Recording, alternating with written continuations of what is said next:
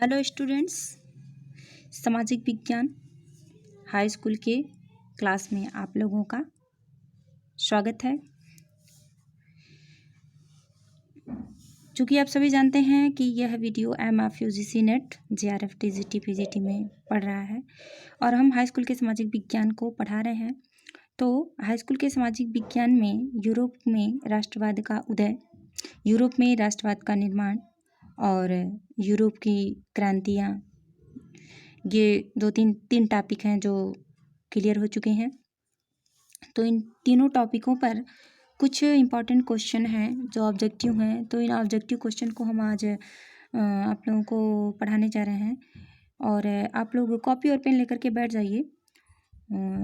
Important question answer है तो आप इसे नोट डाउन करते रहिए और यदि आपको आवश्यकता होगी तो आप हमें कमेंट करके बताइएगा, तो हम आपको इसका PDF भी अवेलेबल करा देंगे। तो चलिए शुरू करते हैं। बहुविकल्पी इसका जो ऑब्जेक्टिव क्वेश्चन है, तो पहला इसमें है कि किस वर्ष फ्रांस में नागरिक संहिता, जिसे नेपोलियन की संहिता कहा जाता है, इसका उदय हुआ। तो हमने आप लोगों को पढ़ाया था यूरोप में राष्ट्रवाद का उदय किस प्रकार से हुआ था। तो फ्रांस में नेपोलियन ने अपनी जो नागरिक संहिता थी उसे प्रारंभ किया था। तो किस सन में किया था? तो 1804 ईस्वी में, क्योंकि 1804 ईस्वी में नेपोलियन अपनी गद्दी पर बैठा था। तो 1804 ईस्वी में उसने नेपोलियन संहिता भी बनाया था। दूसरा क्वेश्चन है, कौन सा सामाजिक वर्ग 18वीं शताब्दी में यूरोप में सर्वाधिक प्रभावशाली था। यानी ऐसा कौन सा सामाजिक वर्ग है जो 18वीं शताब्दी में, जब यूरोप में राष्ट्रवाद के प्रति संघर्ष चल रहा था, तो सर्वाधिक प्रभावशाली था। तो इसका उत्तर है कुलीन वर्ग। कुलीन वर्ग अत्यधिक प्रभावशाली था। अगला है, वियना की संधि कब हुई। तो वियना की संधि 1815 ईस्वी में हुई। जब नेपोलियन की पराजय वाटरलू में 1815 में होती है, तो उसी समय वियना की संधि भी होती है। तो यह 1815 ईस्वी में हुआ था। अगला है, किस संधि के बाद यूनान को एक स्वतंत्र राष्ट्र के रूप में मान्यता मिली। तो जब 1815 में पराजय भी हो जाता है, वाटरलू का युद्ध भी समाप्त हो जाता है, उसके बाद चर्च को लेकर के पादरी वर्ग में और अपनी स्वतंत्रता को लेकर के इटली में, यूरोप में अत्यधिक संघर्ष उत्पन्न हो जाता है अपनी स्वतंत्रता को प्राप्त करने के लिए। तो उसी समय कुस्तुनतुनिया की संधि होती है। तो किस संधि के बाद यूनान को एक स्वतंत्र राष्ट्र के रूप में मान्यता मिली। तो कुस्तुनतुनिया की संधि के बाद यूनान को एक स्वतंत्र राष्ट्र के रूप में मान्यता मिली। अगला क्वेश्चन, ये तो हमने आपको पढ़ाया था, जूम करके दिखाया था कि ये किस राइटर का कथन है, अकॉर्डिंग टू हुज। तो है, जब फ्रांस छींकता है तो बाकी यूरोप को सर्दी जुकाम होता है। Very most important question. यह कथन किसका है। तो यह मैटरनिक ने कहा था। वो भी क्यों कहा था कि उस समय ऐसा था कि अगर यूरोप में कोई कार्य हो रहा है, जर्मनी में कोई कार्य हो रहा है, तो इटली देखा वही कार्य करता था। फ्रांस में हो रहा है तो जापान करता था। यानी एक कार्य को देख करके ही दूसरा कार्य, एक देश अगर कोई नियम स्थापित कर रहा है तो उसी को देख करके वह दूसरा देश भी करता था। जैसे यंग इटली की स्थापना हुई थी, यंग जर्मन का स्थापना हुई थी, तो उसको देख करके ही यूरोप में भी स्थापित किया गया। तो वही कहा गया है कि जब फ्रांस छींकता है तो बाकी यूरोप को सर्दी जुकाम हो जाता है। नहीं देखा वो भी छींकने लगते हैं। यह कथन किसका है? मैटरनिक ने। यानी इसका अर्थ मतलब है कि देख करके किसी कार्य को करना। अगला है, किस वर्ष में सेंट पॉल चर्च में फ्रैंकफर्ट संसद का आयोजन किया गया। तो सन 1848 ईस्वी में सेंट पॉल चर्च में फ्रैंकफर्ट संसद का आयोजन किया गया था। अगला है, जर्मनी का राष्ट्र रूपक था। यानी जर्मनी का राष्ट्र रूपक कौन सा था। तो जर्मेनिया था। अगला है, जर्मनी को किस वर्ष एक स्वतंत्र राज्य घोषित किया गया। तो जर्मनी का एकीकरण संपन्न हुआ सन 1871 ईस्वी में और 1871 ईस्वी में ही जर्मनी को एक स्वतंत्र राज्य घोषित कर दिया गया। अगला है, जर्मनी के एकीकरण का श्रेय किसे जाता है। तो जर्मनी के एकीकरण का श्रेय ऑटो वन बिस्मार्क को जाता है। ऑटो वन बिस्मार्क ने ही जर्मनी के एकीकरण का कार्य पूरा करवाया था और प्रूसिया का चांसलर भी था। अगला है, काबुल, मैजनी और गैरिबाल्डी का किस देश के एकीकरण में योगदान था। तो इटली में। इटली का एकीकरण जब प्रारंभ हुआ तो इटली के एकीकरण को एकीकृत यानी कई छोटे छोटे राज्यों को एक में एकत्रित करने के लिए काबुल, मैजनी और गैरिबाल्डी ने सहयोग किया था। अगला है, किस वर्ष इंग्लैंड तथा स्कॉटलैंड के बीच एक्ट ऑफ यूनियन नामक एक समझौता हुआ था, जिसके फलस्वरूप United Kingdom of Great Britain का गठन हुआ। तो जब 1707 ईस्वी में इंग्लैंड और स्कॉटलैंड के बीच एक एक्ट ऑफ यूनियन का समझौता हुआ था, उसके परिणाम स्वरूप उसके बाद ही United Kingdom of Great Britain का गठन हुआ। तो यह घटना 1707 ईस्वी में घटित हुई थी। अगला है फ्रांसीसी क्रांति के दौरान कलाकारों ने स्वतंत्रता, न्याय और गणतंत्र जैसे विचारों को व्यक्त करने के लिए नारी रूपक का प्रयोग किया। इस नारी रूपक का क्या नाम था? तो यूरोप में जब राष्ट्रवाद का उदय हो रहा था, तो उस समय नारी को और जिस पुरुष के पास धन नहीं था उसे राजनीतिक अधिकार प्रदान नहीं किया गया था। ये सारी चीज़ें हमने पिछले टॉपिक्स में आप लोगों को पढ़ाया दिया है। यदि आपने हमारे उन वीडियो को नहीं देखा है तो आप हमारे चैनल के प्लेलिस्ट में जा करके इन सारे वीडियो को एक साथ पढ़ सकते हैं, जिससे आपको हेल्प अधिक मिल सकती है। तो फ्रांसीसी क्रांति के दौरान कलाकारों ने स्वतंत्रता और न्याय, गणतंत्र जैसे विचारों को व्यक्त करने के लिए नारी रूपक का प्रयोग किया और इस नारी रूपक का नाम था मारियान। इस नारी रूपक का नाम था मारियान।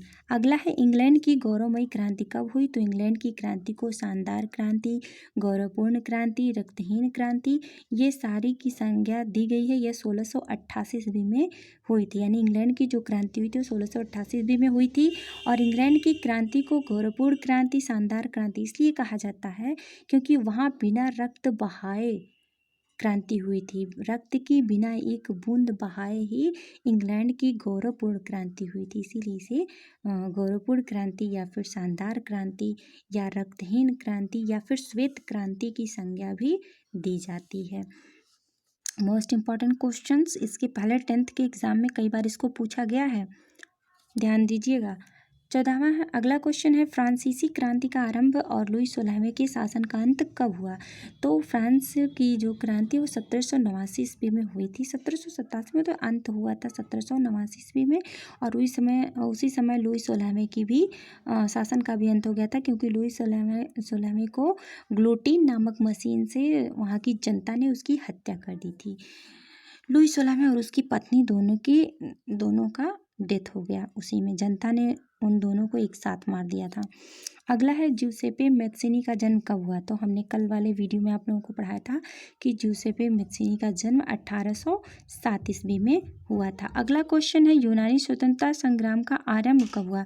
तो यूनानी स्वतंत्रता संग्राम का आरंभ सन 1821 ईस्वी में हुआ था। अगला क्वेश्चन है फ्रांस की जुलाई क्रांति कब हुई थी? तो जो फ्रांस की जुलाई क्रांति है वो 1830 ईस्वी में हुई थी। ये सारे टॉपिक्स हमने आपको कल वाले वीडियो में पढ़ा दिया था। अगला है मैत्सिनी द्वारा यंग इटली नामक संगठन का गठन कब हुआ? ये मैंने ऊपर बताया आप लोगों को, जहाँ पर वो मैटरनिक अपने कथन को कहता है, यदि फ्रांस को छींक आता है तो देख करके यूरोप को भी सर्दी जुकाम हो जाता है। तो यहाँ पर जब मैत्सिनी ने यंग इटली और यंग जर्मनी का गठन किया था, तो उसी समय अन्य राज्यों ने भी अनेक संगठनों का स्थापना किया था, तो उसे देख करके ही कहा था उन्होंने। तो यंग इटली का जो गठन है वो 1831 ईस्वी में हुआ था मैत्सिनी के द्वारा, ज्यूसेपे मैत्सिनी के द्वारा हुआ था। अगला क्वेश्चन है यूनानी स्वतंत्र राष्ट्र कब बना? तो यूनानी स्वतंत्र राष्ट्र सन 1832 ईस्वी में बना, यानी कि 1832 ईस्वी में यूनान स्वतंत्र यानी पूरी तरह से स्वतंत्र राष्ट्र बन गया। अगला है इटली का एकीकरण कब से कब तक हुआ? तो सबसे पहले आपको ये बता दें कि इटली का जो एकीकरण है वह 5 चरणों में पूर्ण हुआ था। 1859 में प्रारंभ हुआ था और 1870 ईस्वी में समाप्त हुआ था। अगर क्वेश्चन आपसे यह पूछता है कि इटली का एकीकरण मतलब इटली का एकीकरण कब समाप्त हुआ था, तो 1870 ईस्वी में हुआ था। तो इसका 1859 में स्टार्टिंग हुई थी और 1870 में इसकी एंडिंग हुई थी। अगला क्वेश्चन है इमानुएल द्वितीय, इसका पूरा नाम है विक्टर इमानुएल द्वितीय, इटली का शासक कब बना? तो 1861 ईस्वी में बना। यह पहले प्रशा का सम्राट था। इमानुएल द्वितीय पहले प्रशा का सम्राट था। उसके बाद जब संपूर्ण एक हो जाता है, इकट्ठा एक में मिल जाता है, तो 1861 ईस्वी में इमानुएल द्वितीय को इटली का शासक घोषित कर दिया जाता है। अगला है ऑस्ट्रिया और प्रशा के बीच युद्ध कब हुआ? तो जब ये इटली का एकीकरण हो रहा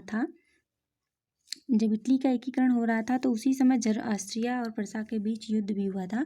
तो 1866 ईस्वी में जर्मनी के एकीकरण में हुआ था यह युद्ध ऑस्ट्रिया और प्रसा के बीच 1866 ईस्वी में।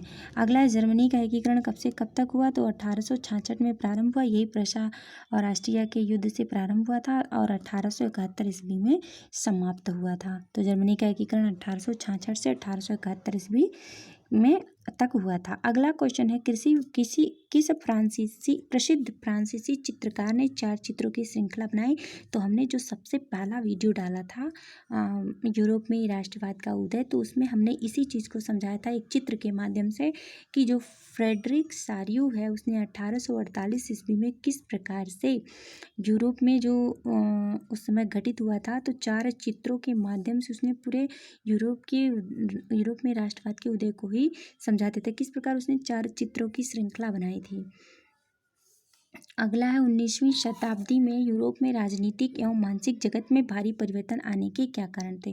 तो 19वीं शताब्दी में जो यूरोप में सबसे अधिक राजनीतिक और मानसिक परिवर्तन हुआ उसका मुख्य कारण था राष्ट्र राज्य का उदय। और उस समय इतने भ्रष्टाचार से निरंकुश शासकों के भ्रष्टाचार से लोग इतने व्यथित हो चुके थे, दुखी हो चुके थे कि वह चाहते थे कि राष्ट्र राज्य का उदय किसी न किसी तरह से हो।